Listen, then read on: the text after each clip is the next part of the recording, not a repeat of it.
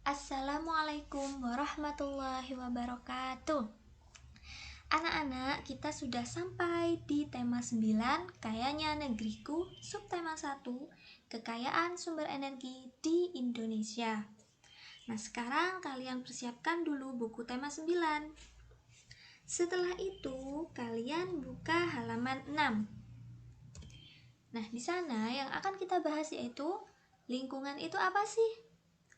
Lingkungan adalah segala sesuatu yang ada di sekitar manusia dan mempengaruhi kehidupan manusia. Fungsi lingkungan bagi kehidupan itu ada 3. Yang pertama, sebagai tempat mencari makan. Contohnya itu seperti petani. Nah, petani itu memperoleh sumber penghidupannya dari lahan pertanian yang ada di lingkungan sekitar. Contoh yang kedua yaitu nelayan. Nah, nelayan ini memperoleh nafkah dari laut. Dan contoh yang ketiga yaitu pengusaha. Nah, pengusaha-pengusaha ini memperoleh sumber penghidupan nafkah dari proses produksi, yaitu mengelola bahan-bahan yang ada di lingkungan sekitar. Untuk yang kedua, fungsi lingkungan bagi kehidupan yaitu sebagai tempat bekerja. Setiap manusia melakukan berbagai aktivitasnya untuk mencari nafkah. Nah, berbagai aktivitas tersebut akan menimbulkan terjalinnya interaksi sosial. Selain itu, menunjukkan ketergantungan antar manusia dengan sesamanya. Melalui interaksi sosial manusia, maka mampu mencapai kesejahteraan hidupnya.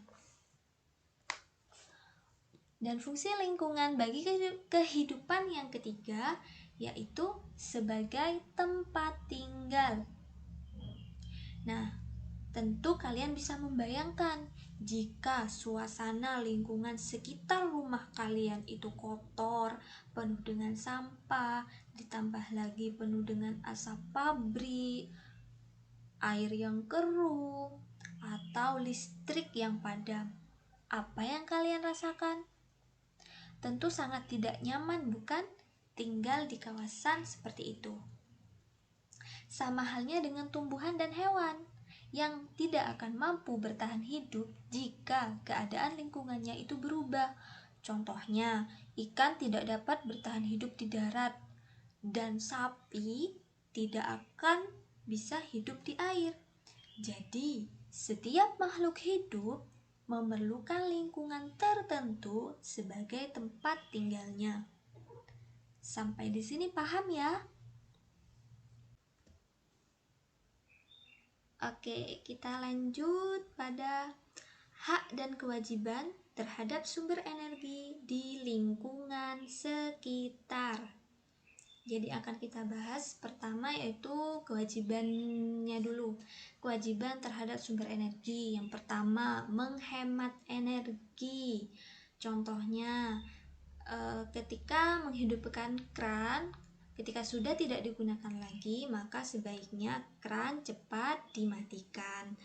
Atau semisal lampu. Nah, lampu itu dihidupkan ketika malam. Nah, ketika sudah siang, maka sebaiknya lampu dimatikan. Yang kedua yaitu memanfaatkan teknologi dan peralatan yang ramah lingkungan. Yang ketiga, menjaga kelestarian alam. Dan yang keempat, melakukan reboisasi. Dan yang kelima yaitu menggunakan energi alternatif. Nah, masih ingat gak? Energi alternatif itu apa saja? Coba diingat-ingat. Jadi energi alternatif itu contohnya seperti energi angin, air, atau matahari. Nah, yang disebut dengan energi alternatif itu adalah bisa menggantikan energi yang tidak dapat diperbaharui. Nah, di tema sebelumnya, Di materi sebelumnya kita sudah membahas tentang macam-macam sumber daya alam. Nah, sumber daya alam itu ada dua, sumber daya alam yang dapat diperbaharui dan sumber daya alam yang tidak dapat diperbaharui. Terus untuk energi bagaimana, Bu? Nah, sumber energi itu juga dibedakan menjadi dua, sumber energi yang tidak dapat diperbaharui dan sumber energi yang dapat diperbaharui. Sumber energi yang tidak dapat diperbaharui yaitu sumber-sumber energi yang akan cepat habis, maka kita harus bisa menghematnya. Contohnya itu seperti batu bara, gas alam, dan hasil tambang lainnya. Untuk yang selanjutnya yaitu sumber energi yang dapat diperbaharui, yaitu sumber energi yang tidak akan habis meskipun digunakan secara terus-menerus.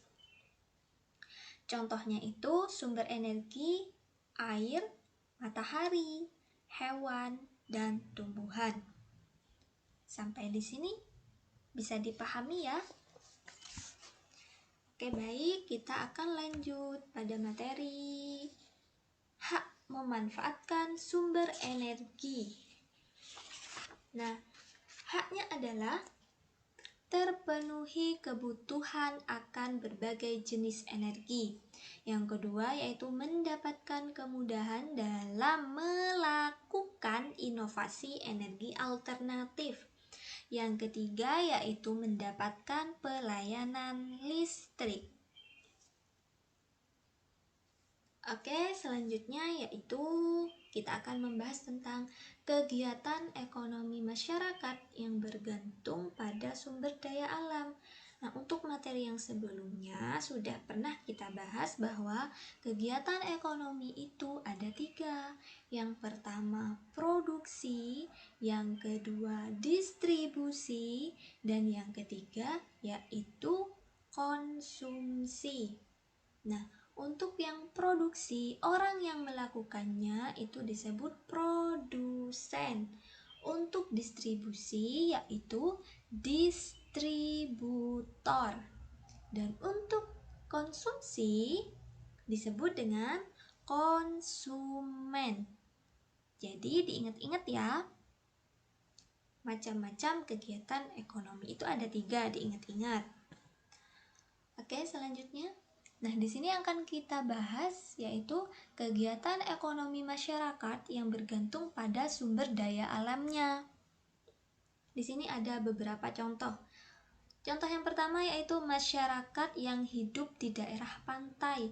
Nah, biasanya masyarakat yang hidup di daerah pantai itu contohnya nelayan, atau karena di daerah pantai itu objeknya sangat indah, maka sering dijadikan tempat wisata. Untuk yang kedua yaitu masyarakat di daerah laut. Nah, untuk masyarakat yang ada di daerah laut itu memanfaatkan hasil laut seperti ikan, kerang, kepiting, rumput laut, dan lain-lain. Untuk yang ketiga yaitu masyarakat yang kehidupannya di daerah sungai. Nah, di sini untuk masyarakat di daerah sungai itu yaitu sebagai sumber pengairan bagi pertanian atau jalur transportasi. Maksudnya jalur transportasi itu ada sebuah kota. Di sana itu mendirikan pasar terapung. Jadi pasarnya itu ada di atas sungai. Maka sungainya itu sebagai jalur transportasi. Nah, itu ada di Sungai Barito, Banjarmasin. Untuk yang keempat yaitu masyarakat yang ada di daerah dataran tinggi. Biasanya dimanfaatkan untuk menanam sayuran dan buah-buahan. atau bisa juga dijadikan tempat wisata. Contohnya itu terletak di dataran tinggi Dieng, Wonosobo, Jawa Tengah. Dan untuk yang kelima, masyarakat yang ada di dataran rendah. Nah, contohnya seperti kita-kita. Nah, kita ini ada di dataran rendah. Biasanya di dataran rendah itu contohnya sering dibuat lahan pertanian, peternakan, industri, dan perumahan. Oke anak-anak, sampai di sini semoga bermanfaat. Jika ada yang belum paham, belum mengerti, bisa ditanyakan ke ibu ya. Terima kasih. Wassalamualaikum warahmatullahi wabarakatuh.